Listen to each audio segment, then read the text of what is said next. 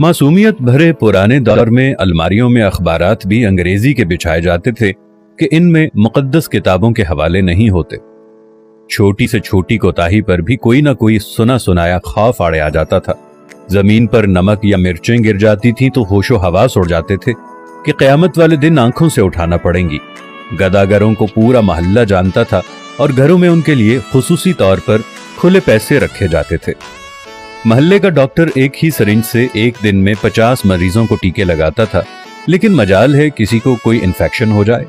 यरकान या शदीद सरदर्द की सूरत में मौलवी साहिब माथे पर हाथ रखकर दम कर दिया करते थे और बंदे भले चंगे हो जाते थे। घरों में खत आते थे और जो लोग पढ़ना नहीं जानते थे वो डाकिये से खत पढ़वाते थे। डाकिया तो गोया घर का एक फर्द शुमार होता था। खत लिख भी देता था, पढ़ भी देता था और खाना पानी पीकर साइकिल पर ये जा और वो जा। इम्तिहानात का नतीजा आना होता था तो नस्रुम मिनल्लाहि व फतहुन करीब पढ़कर घर से निकलते थे और खुशी खुशी पास होकर आ जाते थे। ये वो दौर था जब लोग किसी की बात समझकर ओके नहीं ठीक है कहा करते थे। मौत वाले घर में सब महल्लेदार सच्चे दिल से रोते थे और खुशी वाले घर में हकीकी कहकहे लगाते थे। हर हमसाया अपने घर से सालन की प्लेट साथ वालों को भेजता था और उधर से भी प्लेट खाली नहीं आती थी। मीठे की 3 ही अक़साम थी, हलवा, जर्दा चावल और खीर। आइसक्रीम दुकानों से नहीं, लकड़ी की बनी रेड़ी से मिलती थी जो म्यूजिक नहीं बजाती थी। गली गली में साइकिल के मैकेनिक मौजूद थे, जहां कोई ना कोई महल्लेदार कमीज का कोना मुंह में दबाए पंप से साइकिल में हवा भरता नजर आता था। न्याज बढ़ती थी तो सबसे पहला हक बच्चों का होता था। दूध के पैकेट और दुकानें तो बहुत बाद में वजूद में आई। पहले तो लोग भैंसों के बाड़े से दूध लेने जाते थे। गुफ्तगू ही गुफ्तगू थी, बातें ही बातें थी, वक्त ही वक्त था। गलियों में चारपाइयां बिछी होती थीं। महल्ले के बाबे हुक्का पी रहे होते थे और पुराने बुजुर्गों के वाकयात बयान कर रहे होते थे। जिन घरों में टीवी आ चुका था उन्होंने अपने दरवाजे महल्ले के बच्चों के लिए हमेशा खुले रखे।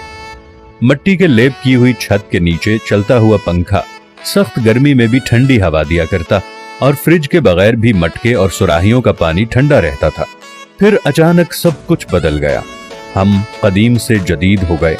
अब बावर्ची खाना सीढ़ियों के नीचे नहीं होता, खाना बैठकर नहीं पकाया जाता, दस्तरखान शायद ही कोई इस्तेमाल करता हो। मंजन से टूथपेस्ट तक के सफर में हमने हर चीज बेहतर से बेहतर कर ली, लेकिन पता नहीं क्यों इस कदर सहूलतों के बावजूद हमें घर में एक ऐसा डब्बा जरूर रखना पड़ता है जिसमें डिप्रेशन, सरदर्द, ब्लड प्रेशर, नींद और विटामिन्स की गोलियां हर रोज मौजूद होती हैं। जरा खुद के घर के बारे में ये सारी बातें सोचकर देखें तो आपको सब कुछ यकीनन नजर आएगा जैसा मैंने आपको बताया है। आखिर ऐसा क्यों है? क्यों हम अपने बेसिक किस्म की जिंदगी से हटते चले जा रहे हैं? मैं आज भी आप लोगों से कह रहा हूं, आप साथ वालों के दुख दर्द बांटना शुरू कर दो। आप गरीबों के दुख में दर्द बांटना शुरू कर दो। आप साथ वालों के साथ प्यार मोहब्बत रखना शुरू कर दो।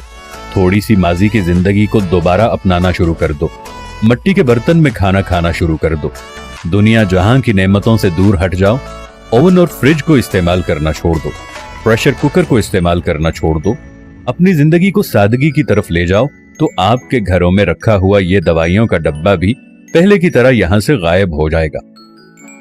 खुदावंद से दुआ है कि देखने वालों को सेहत कामिला और आजिला अता फरमाए।